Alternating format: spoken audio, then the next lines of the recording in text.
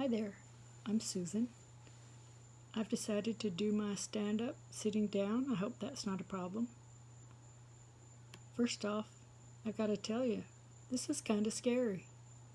I'm over 60, so I don't do scary, not on purpose. But it's okay.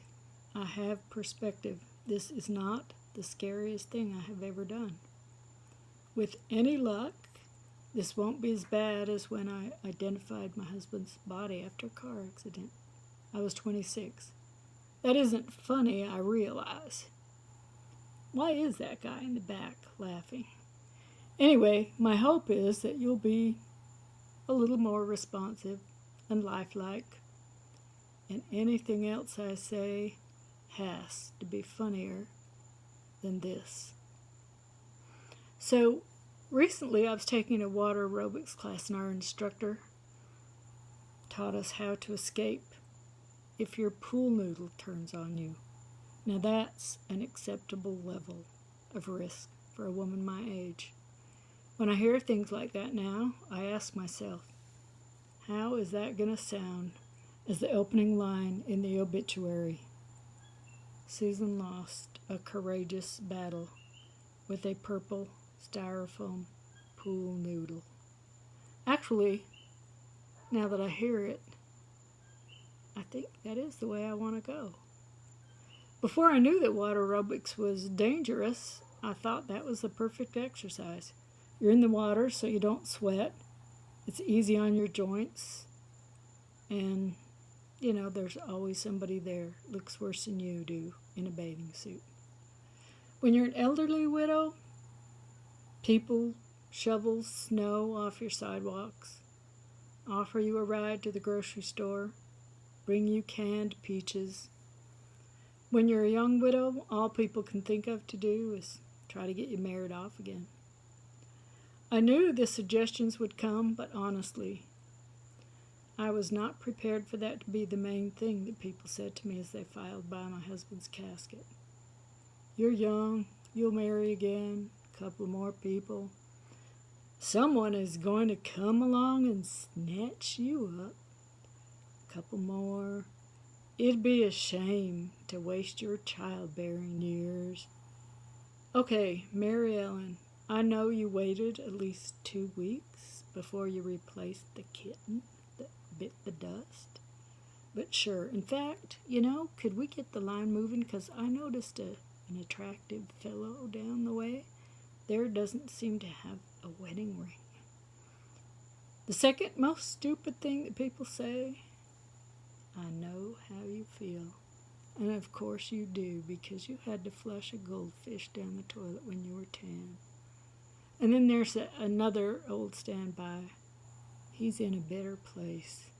That is wonderful that he's enjoying his eternal rest, while I'm here dealing with the car problems and being a single parent and all the home repairs. Do you get that that's like telling a 3-year-old that his family went to Disneyland without him? So, I taught my year-old son about Dad being in heaven along with his ABCs. So, one evening, a couple of years later, I'm putting the little guy to bed. He looks at the picture of his dad on the wall and he says, "Good night, Heavenly Father." What did you call him? Heavenly Father, that's what everybody at church calls him. Now, why didn't I see that one coming? People envy spoiled, only children, but you gotta feel sorry for a kid with no siblings. He's got nobody to lay the blame on when he does anything. One time, after a bath, I encountered some evidence that he might have left me maybe a little pile of poop somewhere in the house. When I sniffed it out and lifted that strategically placed bath towel and found the evidence, I heard a little voice from the doorway. "What have you done, Mom?" Nice try, dude. We were at the cemetery when he was about 5. Is this where my dad is buried? How do you know about people being buried? Well, Ben across the street, he found a dead bird and I helped him bury it. Yes, this is where your dad is buried. Mom, I sure hope my dad looked better than that bird. When he was about 15, we were coloring Easter eggs for old time's sake. We ended up coloring our fingers more than the eggs. I said, I guess we should have read the instructions first. He pulled up the sheet. He says, oh, here's what we missed. I said, does it say you're supposed to open the capsules and pour it into the water? He says, no. It says here we're supposed to have adult supervision. So, having proven that I could take abuse from teenagers gave me the courage that I needed to marry a widower with 5 kids, 2 teenage sons still at home. He was in Hawaii, I was in Florida, so getting acquainted was tricky. We met online. Internet dating was just beginning. I had vowed I would never go online, advertise myself like a used car, so in the end, that's pretty much what I did. Clean, low mileage, needs a little body work, anything to get somebody to come look under my hood. I have the same name as his late wife. I highly suspect he just said to himself, and here's a woman who's used to heat, humidity, and cockroaches, and I don't have to worry about calling her by the wrong name. And you know, after a couple of years, I'm pretty sure the laundry was piling up too. But the man's a professor. He's smart enough to figure out a way around that. So if he couldn't find a clean shirt, he'd just stop and buy one on the way to work.